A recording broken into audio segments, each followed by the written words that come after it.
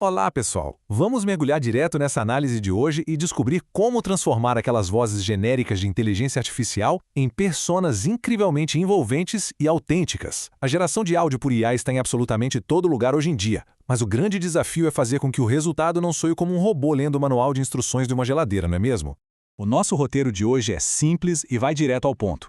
Vamos passar pelo problema do áudio genérico, explorar a fórmula do conflito construtivo, observar o choque de 3 gerações, analisar o peso da responsabilidade, trazer um debate no ambiente corporativo e, por fim, mostrar como criar e escalar o seu ecossistema de IA.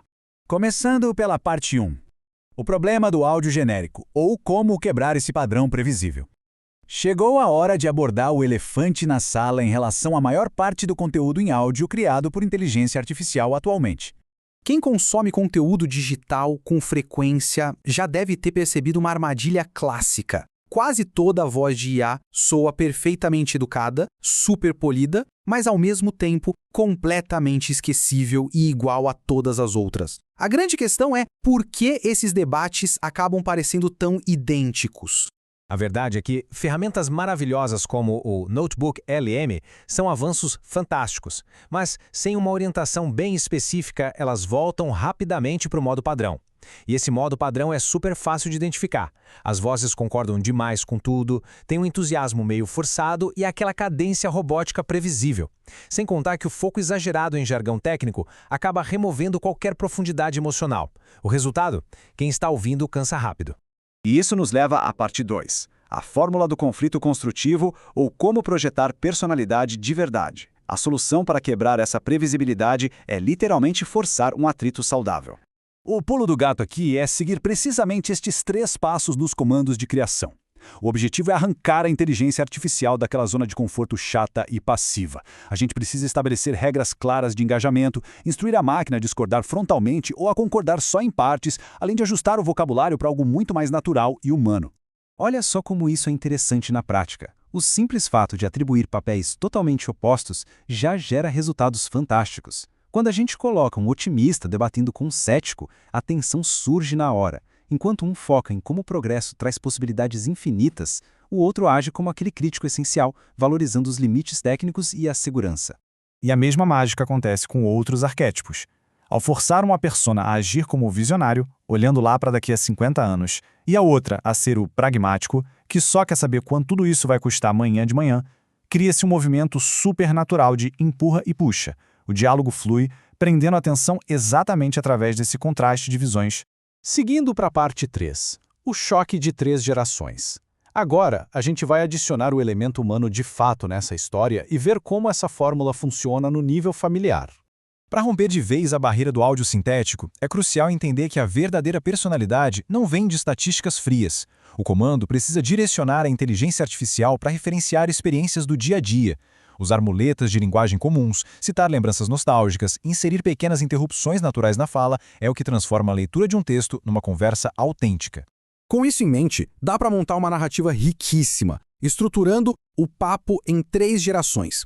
Imagina só, o neto, o pai e o avô. Como todos já passaram dos 30 anos, não estamos falando aqui de rebeldia adolescente. É sobre observar como cada um deles exerce a sua própria forma de maturidade frente às mudanças constantes do mundo. Isso nos leva à parte 4, o peso da responsabilidade. Vamos dar um mergulho profundo em como esse choque de valores soa quando o assunto é assumir compromissos familiares e a eterna busca pela casa própria. Aqui, o arquétipo do avô traz todo aquele peso da roça e do trabalho físico brutal. A visão dele é claríssima. Casou aos 19 anos só com uma bicicleta e não existia essa história de planejar carreira. Não tinha espaço para crise existencial. A responsabilidade era puramente uma questão de sobrevivência e de honra, focada em botar feijão na mesa. Em seguida, entra o pai, fazendo quase um papel de mediador. A fala dele reflete perfeitamente a transição da sobrevivência bruta para a ascensão da classe média. Ele entende a dureza do passado, mas o foco dele era trabalhar duro, comprar o primeiro carro, que no caso era um Fusca, e garantir que a próxima geração tivesse o conforto e os estudos que a anterior não pôde ter. E então, num contraste profundo, o neto expõe a luta de hoje em dia. O esforço físico extremo virou um esgotamento mental pesadíssimo. Ele confessa que se não tiver um plano de saúde e um plano de carreira muito bem desenhado, ele simplesmente não consegue dormir. a pressão está toda na cabeça. Mesmo trabalhando num escritório confortável, a instabilidade do mercado e a extrema dificuldade de financiar um imóvel são esmagadoras.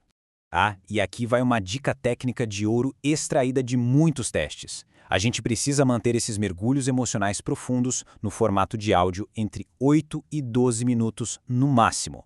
Passou desse limite, o cérebro humano começa a identificar aquele padrão rítmico da IA, quebra totalmente a imersão e o ouvinte simplesmente desliga. Parte 5. O debate no ambiente corporativo. Vamos mudar completamente de áreas agora para provar o quanto essa estrutura de comandos é flexível e se adapta a qualquer cenário tecnológico.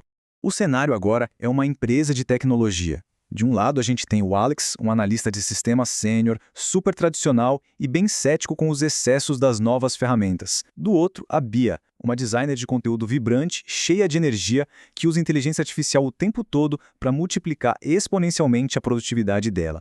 O Alex levanta uma bola muito justa. O grande medo dele, que é o medo de muitos veteranos do mercado, é que a gente esteja trocando o saber técnico fundamental, o saber como fazer, pelo simples saber como pedir. É aquela preocupação real. Se a IA sair do ar, a equipe simplesmente trava, é o medo de que essa dependência gere profissionais tecnicamente preguiçosos. Mas a Bia rebate com uma visão totalmente futurista. O argumento dela é que as novas ferramentas vieram justamente para automatizar o trabalho braçal e repetitivo, libertando a mente humana. O mercado parou de procurar apenas operários de código. Agora, ele quer verdadeiros arquitetos de soluções, profissionais capazes de pensar de forma puramente estratégica. E chegamos à parte 6, a nossa reta final, criando o seu ecossistema de IA e escalando todo esse conteúdo por múltiplos canais. A parte mais fascinante é ver como a gente pode alinhar todas essas estratégias. Dá uma olhada em como isso fica na prática. Um canal sobre dilemas do dia a dia, tipo o E Agora João, pode ser roteirizado facilmente pelo ChatGPT.